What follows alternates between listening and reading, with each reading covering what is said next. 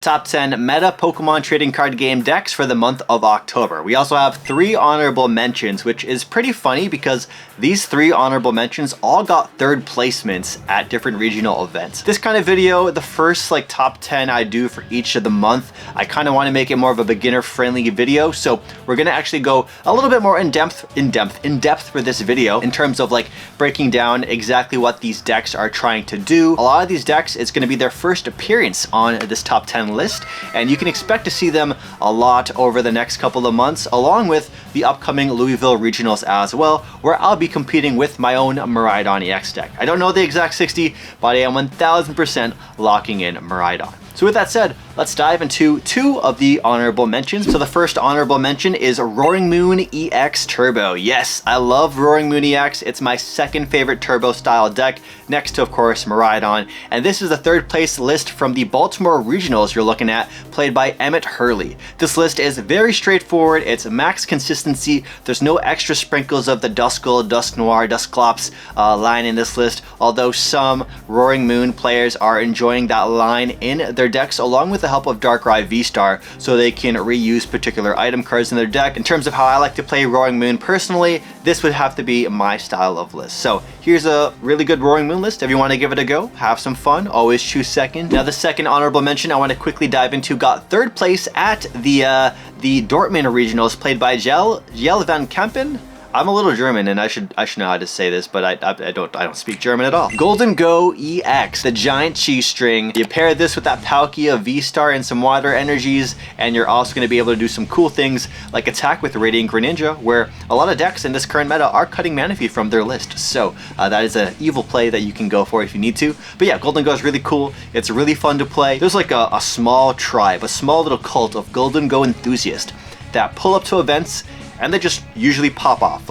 They usually are making it rain on people. It's one of those decks that has a really tried and true fan base. So shout out to all the Golden Go gang members out there. So let's get to the nitty gritty, the actual top 10 meta decks. Starting off with number 10, a list or a deck that was reigning superior at the top for quite some time, but after Worlds, it's quickly fallen off, or at least Baltimore, it's fallen off because of the new cards from the Stellar Crown format. We're talking about Regidrago VSTAR. Now the list you're looking at here was played by Gustavo Wada, a top player in the Pokemon TCG, and they got 13th place at the Joinville regional event. This was the highest placing list at the Joinville regional. Some notable cards in this deck you might see are the Hisuian Gudra VSTAR. Typically a lot of Regidrago decks will play 2 Dragapult EXs. However, you'll have the Hisuian Gudra VSTAR in here for certain matchups like the mirror match in particular. The thing is, with the Regidrago, a lot of the players that would typically play this deck have just gone to other decks higher up in this tier list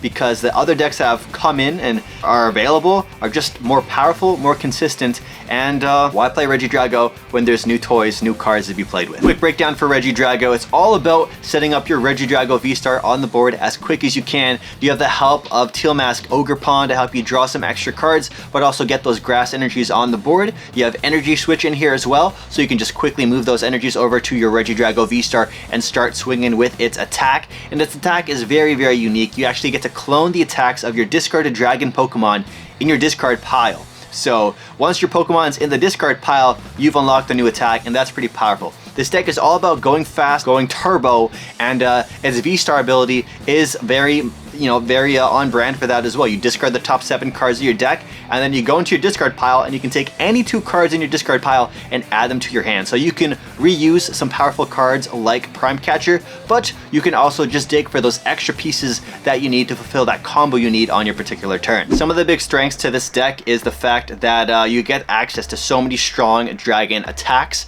in your discard pile, but one of the major downsides is it's a very heavy 2 prize deck, and so you're potentially going to be giving up some easy 2 prize Pokemon like your Teal Mask on the board. Sometimes your Dragos just don't get to set up. If you're not able to set up your Drago VSTAR, you pretty much get cooked. It's not amazing, but it's still in the top 10. It's still hanging around. There's still going to be some Regidrago believers out there. Number 9 is proof that I have no personal bias in this list. This list is fully backed by statistics from online and IRL tournaments, so there's none of my own personal taste affecting the placements of this list. But that goes to say, yeah, number 9 is Miraidon EX, my favorite deck, and the deck I'm playing at Louisville Regionals. So Miraidon EX, this list you're looking at here was played by Glenn Bowens. Glenn has been playing Miraidon for quite some time. I looked over at his Limitless page, and I did see a couple other big day 2s with Miraidon in the past, and this is his list that he played at the Dortmund Regionals, getting 7th place. So this was his highest placing Miraidon escapade, along with the most recent highest placing Miraidon in general. Miraidon has fallen off a lot in popularity, and a lot of that is because a lot of people would just deem Raging Bolt to be the best turbo deck out there. So a lot of the players who've played Miraidon have just switched over to Long Neck Raikou instead. They don't want their life to be up to the generators, they want their life to be up to the Pokestops, which, it's tomato tomato. Pick your toxic randomness card that you want to to invest into. Miraidon EX is fantastic for its very early game consistency. With the help of Miraidon EX, you get to use Tandem Unit and set up your board exactly how you want. The new tricks in this list now that we've added since Stellar Crown is the Mewtwo EX, the Area Zero Underground, and Area Zero Underground, Area Zero Under Depth. These two cards have unlocked a new level of consistency for Miraidon, allowing your generators to hit stronger, allowing your Raikou to hit bigger numbers. More importantly, one really cool thing you're going to notice about Glenn's list is he actually has Secret Box in here. I think 99% of Miraidon players use Prime Catcher, but Glenn is the 1% that played Secret Box. And based off his Twitter results, or Twitter postings and replies and stuff, Secret Box is the MVP card of this deck. Secret Box just adds another level of consistency to this deck, and I have dabbled with this exact 60. It's quite fun. I'm not sure if it's right for me. I really do enjoy Prime Catcher as my ace spec of choice, but if you want to really try out this new secret Miraidon list, not so secret you could say, give it a whirl. It does take some getting used to, not having the Prime Catcher, but the built-in consistency that you get from Secret Box is insane. Really strong list, and yeah, I would just highly recommend playing Miraidon if you want to have a fun time playing Pokemon. Miraidon is a very, very beginner-friendly deck. Power level of this deck is pretty capped, because usually your average Miraidon decks have very linear game plans. It's like you're either going to attack with Raikou or you're going to attack with Iron Hands EX for 2 prizes. And in this case, Glenn actually put back in the Raichu for that big 1-hit KO option as well, which is really cool to see. Raichu make a return. It's kind of fallen off in terms of popularity. Now Miraidon's skill ceiling isn't as high as some of the other decks in this list, or the power level. However, I think Miraidon is heavily underrated, and I think going into a meta where we're going to see more and more Lugias out there, we're going to see more and more greedy lists out there that aren't able to set up as consistently as Miraidon. Miraidon's going to be able to cheese some wins, or not necessarily cheese some wins, but earn those wins for being so consistent. So I'm a big Miraidon believer. If you want to see me ramble on about Miraidon for 52 minutes in depth, again, my deck profile is on the channel.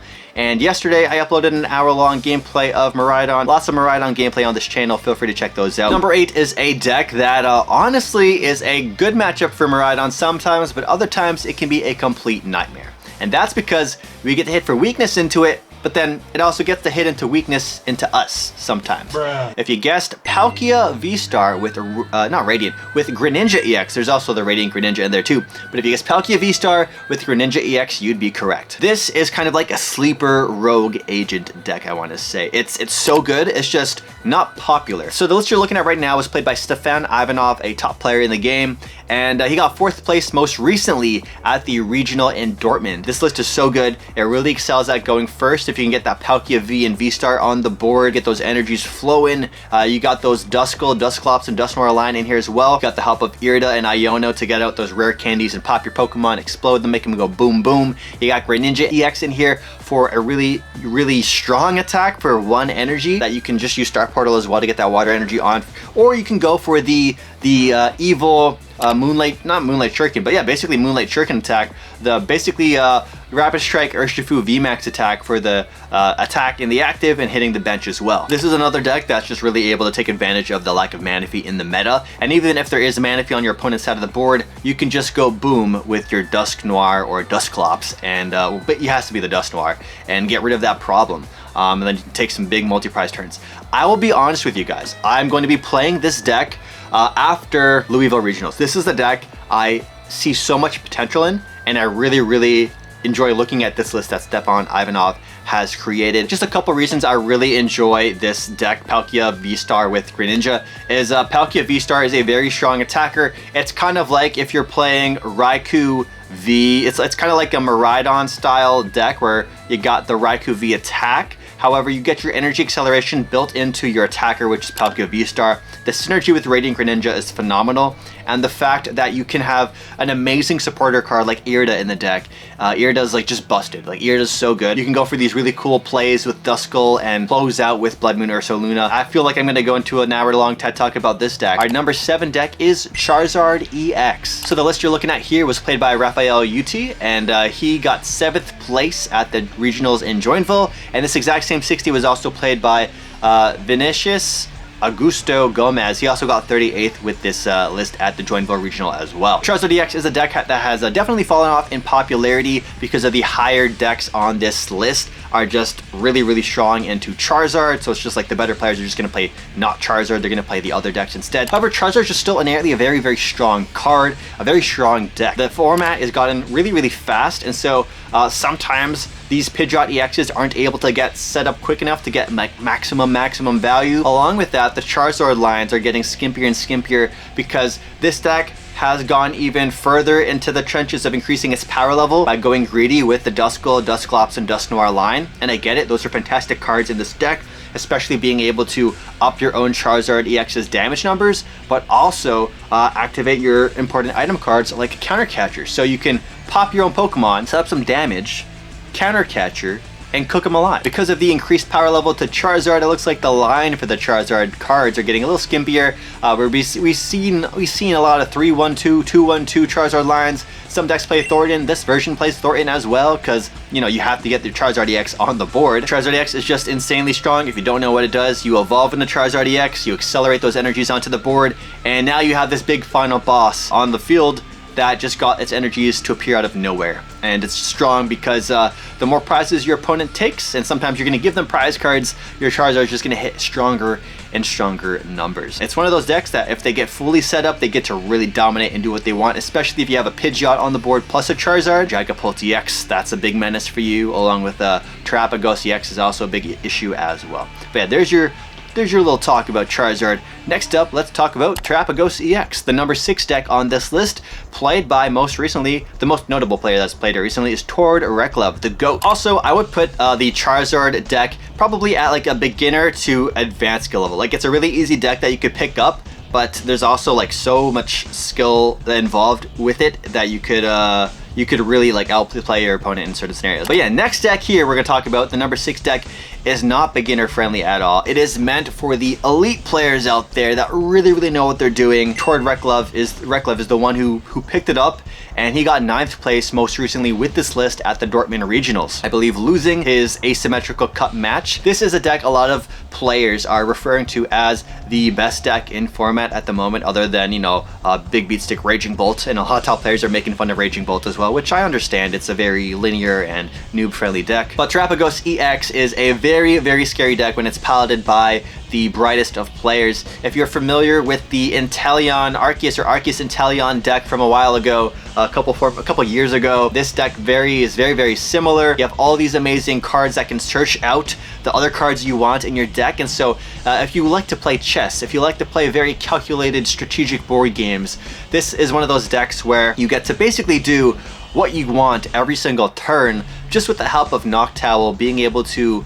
search out any 2 trainers you want in your deck, and you get to just, you know, play. Your main attacker in this deck, Terapagos EX, and 4 double turbo energy. It kind of reminds me of how we had, you know, Mew VMAX DTE with only 4 energies as well. And then other than that, your only other attacker in this deck is going to be Blood Moon Ursaluna, but then you're also going to be able to pick off some Pokemon on your opponent's side of the field with the help of the Duskull line. That's also really annoying as well. And you can also take bonus prizes with Briar. This is a deck that can, if you look at it, you're like, what? This deck isn't consistent at all. There's so many one-off copies. But the thing is, this deck, you're able to search what you want pretty much every single turn. And not necessarily with Pidgeot EX. you're just searching what you want with Noctowl. If you get the Pidgeot EX set up, that's just like extra insurance that you're always going to be searching every single turn. This is also another deck that really wants to go first, and if you're a deck that wants to go first and you're going into a field of a lot of Raging Bolt players, this deck just destroys Raging Bolt EX. Really cool deck, really fun deck, high skill ceiling deck. This is not a deck for the faint of heart. And yeah, if you don't know, you're just attacking with Terapagos, you're swinging like 220 every single turn because of the DTE minus, but it doesn't really matter because you're going to hurt your opponent with your Duskull line. And just because you have so many strong trainer cards in your deck that you can search out every single turn, you don't mind being able only to hit for 220 or a little less at times. There's a lot of decks right now that want to go second, so this is one of those decks that actually want to go first. So going first with this deck, getting really set up with Fan Rotom. Fan Rotom is also another crazy consistency card in this deck. Next up is a deck that so many players hate, especially Charizard players. I love the fact that this deck exists because it ruins the lives of Charizard players out there.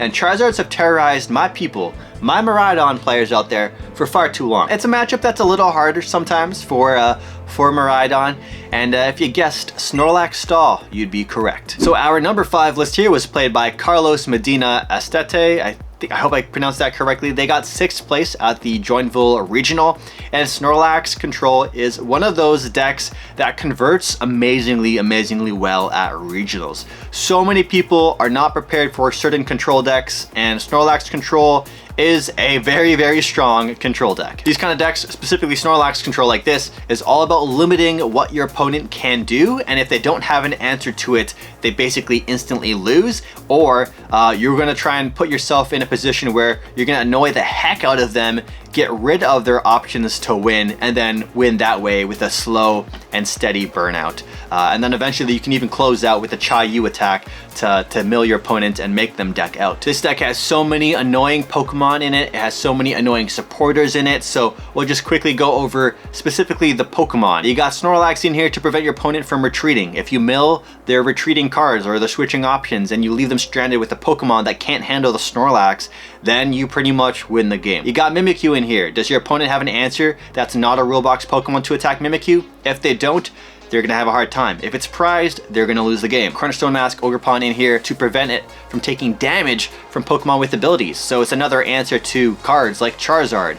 It's another answer to other Pokemon out there too that have just abilities in general. There's a whole lot of them, right? Then you also have annoying supporters in here like Misfortune Sisters. You can mill your opponent's great trainer cards that way, deny important turns with the supporter like Penny. You can use Eerie to delete item cards from their hand and also gain hand knowledge. Dr. Eggman in here too, 06 whatever, to destroy your opponent's hand down to 3 cards. And then you also got the annoying Flute too, which forces your opponent to now bench cards they never would have benched otherwise because you brought them out and they were on the top 5 of their deck. I know people hate Control, but Control is part of a healthy ecosystem for the decks to thrive. If Snorlax Control wasn't running around rampant, then you know there would be a period where Charizard EX just gets to get away with destroying and dominating the meta. So control decks like this are a hard answer to Charizard. I know some people hate playing against them. If you don't like to play against Control or you hate losing to them, tech for Control. Build your deck so it can handle certain Control matchups, or learn how to play against it with your current deck, because a lot of decks can beat Control. But if you get punched in the face, you have to have a game plan, right? Well, Control punches you in the face, they'll hit you with an important supporter or bring out a cool Pokemon card. Now what's your game plan? Can you react? Can you respond? If you can't, sucks. Just cry about it. And yeah, go next. All right, coming in at number 4 is a deck that takes, you know, I want to say it's not incredibly a skillful deck, but it has a pretty high skill ceiling. It's really fun. It's a deck that has gotten very popular because of the Stellar Crown format. Because of a new card, we have that crystal that counts as an energy attachment. That's a rainbow energy. It's so good. It's so good. And it's basically unlocked this deck and made it even possible to win a regional. Dragapult EX, the deck that took 1st place by a Japanese player, Ryuki Okada. They took it with a Dragapult EX deck that most players would probably never even consider playing. So Dragapult is typically paired with the card like Pidgeot EX. However, there's no sign of Pidgey or Pidgeot EX in this deck at all. Instead, these new cards that really help its consistency of setting up and attacking make this deck that much more of a threat. So that crystal card is really good, but we also got Crispin in here as well. So if you're not able to attach for turn and use the crystal, It's okay, you can still Rare Candy Evolve and go Crispin to get your 2 unique energy attachments onto the board. Now, it is scary playing this deck sometimes because you only have 3 Fire and 3 Psychic, and if you prize particular cards, and most importantly, if you prize your Crystal, you're in a really bad spot. However, this deck isn't all about going Speedy Gonzalez and taking the prizes as fast as you can. This is a deck that is really unique because it's about spreading out damage counters and going for big board wipes. So you can spread out some damage counters and stuff with the help of the Duskull line, but of course you have the main attack from Dragapult EX, Phantom Dive, where you get to do 200 damage and then also spread 6 damage counters onto your opponent's side of the field in any way you like, which will allow you to set up for these big board wipe attacks and big board wipe turns. A big reason the deck Regidrago VSTAR was #1 over the course of this summer and going into Worlds is because of this exact Dragapult EX attack. However, playing Dragapult EX and getting it to that phase was just really hard to do. So to play Dragapult EX, the better way to play it back then was with Regidrago VSTAR. However, because we have this consistent deck, like this build looks amazing. You got the Dracloaks in there as well for some extra draw. You get the basically flower select without lost owning your cards, which is really handy. And yeah, this Crystal and Crispin, you can just Arven for Rare Candy and the Crystal, and you're insane. You just get to be an insane threat. So yeah, now the best way to play Dragapult EX isn't through Regidrago VSTAR. It's just by playing Dragapult EX with the full line of evolution Pokemon. Now, which version is better? That's up to you to decide. But I want to say this deck has proven itself as the better version without Pidgey and Pidgeot. Now, personally, if I'm going to give you my bias, this deck is the scarier version of the 2, which is out of the 2, the other one being the Pidgeot version. I enjoy seeing Dragapult players with the Pidgeot line because it allows me to swing into Pidgeot for 3 prizes with Iron Hands. It also allows me to pick off their Pidgeys. It also means they're more likely to brick and not get the Dreepy onto the board if they have to start something like Duskulls and Pidgeys and they don't get like the Poppins and stuff out. So yeah, the first place winning list from Dortmund, that is the scary version. If you want to play Dragapult EX, I would highly recommend picking up this list. It is pretty noob friendly, I want to say, just because of the help of this new Crystal card in Arven. However, the skill ceiling can be quite high. You have to learn your matchups, learn how to spread your damage accordingly, know how to use these Duskulls and Dusclops and Dusknoirs to its fullest potential as well. A big notable inclusion for this list in particular I want to mention is 2 copies of Rotom V. It is quite spicy to see 2, but I guess it just really helps with that early consistency. If you are going to go first, you really want to get that instant charge off, and it's just really helpful having Rotom V be a Sealstone target in your deck rather than having to play Lumineon V first. So you can have your guaranteed Sealstone target in your Rotom V. And there's a lot of times where you'll instant charge into what you need, and then your Sealstone will be a card you can grab or you get off of your instant charge or off of an Arven, and you just dig for the Crystal and the Rare Candy. So this is another deck I actually really want to play.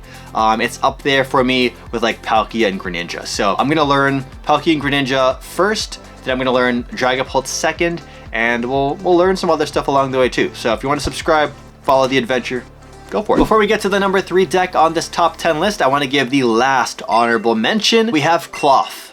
Yeah, Klawf. Klawf is played by Alejandro Luciano I'm sorry, Alejandro. I probably pronounced your middle and last name completely wrong. So they placed 3rd place at the regional in Joinville. Klawf is one of those really unique anti-meta decks, and a lot of people thought this deck would be completely gone with the rotation of spicy seasoned curry. Shout out to my curry enjoyers. I actually had some really delicious pork cutlet curry last night. Coming in at number 3 is a deck that I'm going to be covering for a deck profile again very soon. We did a deck profile on this list before it won the World Championships, so you know, I got you covered with the cool list, the cool decks, and we're going to cover it again after the World Championships. Well, I mean, World Championships is done, but we're talking about Iron Thorns EX, baby. Iron Thorns EX is a matchup roulette style of deck. A lot of people say it doesn't take much skill to really play it at its best. You basically just, if you hit the right matchups, you kind of win. If you hit the bad matchups, you just definitely lose. This is a updated list for the Stellar Crown format. We're going to do a in-depth deck profile for this exact 60 card list on the channel. So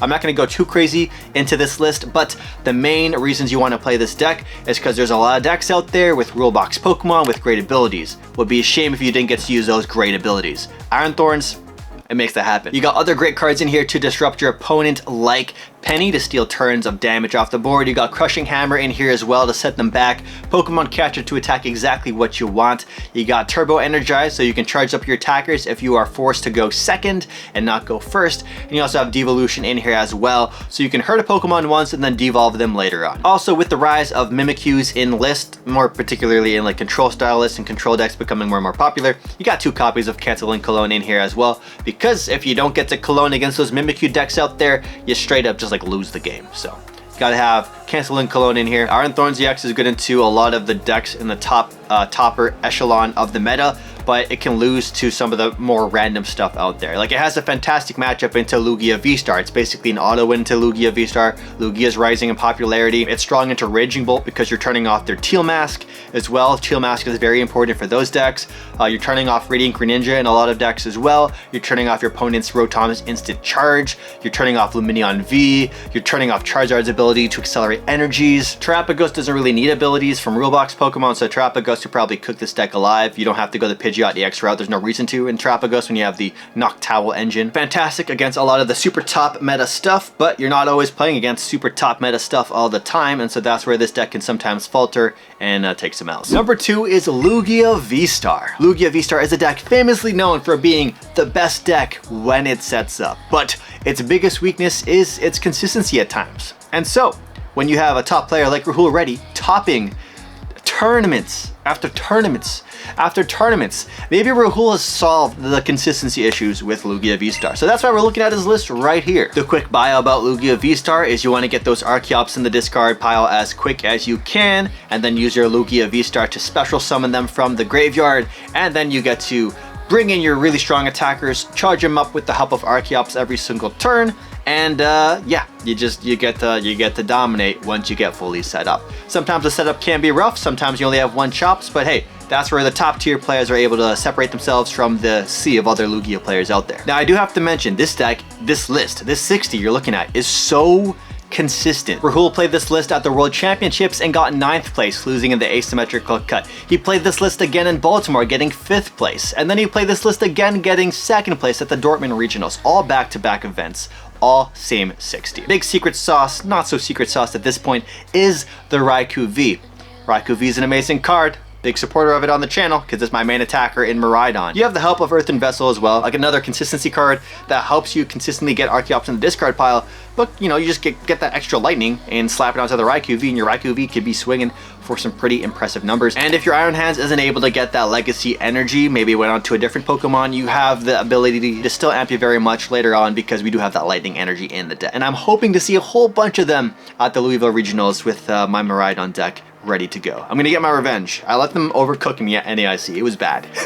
it was demoralizing. Real quick before we get to the number 1 best deck in format for this stats driven chart, I want to let you guys know that my dog Rosie is in dire need of belly rubs and head pats. And so for 1 small like, you will be able to pre-order in the comments down below 1 head pat or 1 belly rub for my dog Rosie. In fact, if we hit 500 thumbs up on this video, I will do a whole news video on my couch petting my dog Rosie while talking about Pokemon news. Enough dilly-dallying, let's get to the number 1 best deck in format. You guessed it, the number 1 deck right now is Raging Bolt EX. This deck is super beginner friendly. That's why it's so popular. The cards are cheap, the skill ceiling is very low, but the power level is quite high if you're able to hit what you need off the Pokestops, hit what you need off of trekking shoes, hit heads on Pokemon catchers. It's a kind of a luck-based deck, you could say, similar to Lugia VSTAR, except Lugia VSTAR has more variety in the lines of plays that it can make. It's not so much reliant on getting that turn 2 donk off. It's much more reliant on getting the double chops in the discard and getting that turn 2 summoning star. But anyways, back to Raging Bolt. This is the first place list from a Champions League tournament in Japan. This list was played by Haruto Fujita. These Champion League events are so huge. They're like 16 rounds, best of 1 till I believe top cut, maybe not even best of 3 in the top cut. It's like 5,000 players. You'll lose 2 games. You're out of the tournament. If you tie, it counts as a loss as well. So there's no room for error. So this list has proven itself. It won the Champions League tournament. It's amazing. It's consistent. Raging Bolt hits big numbers. You Sada energies onto the board. You Teal Dance energies onto the board. You swing into what you need, and if you can, not hit what you want, you Pokemon catcher, hit heads, and swing into what you want. There's a reason why it is so popular. There's a reason why it's #1, but a lot of the top players just aren't playing it. They're not giving it the respect it deserves. And a lot of top players are just able to destroy this deck with other decks out there that aren't as coin flip reliant. And if you can just learn to master it, learn to sequence everything correctly, you can pop off like Haruta did, winning the Champions League. But you can also pop off by clicking on screen to watch another one of my videos, maybe some Miraidon gameplay. Watch me destroy Dragapult EX here, or watch me play Miraidon for another hour over here. Thanks for watching. I'm gonna leave you with a clip of Rosie.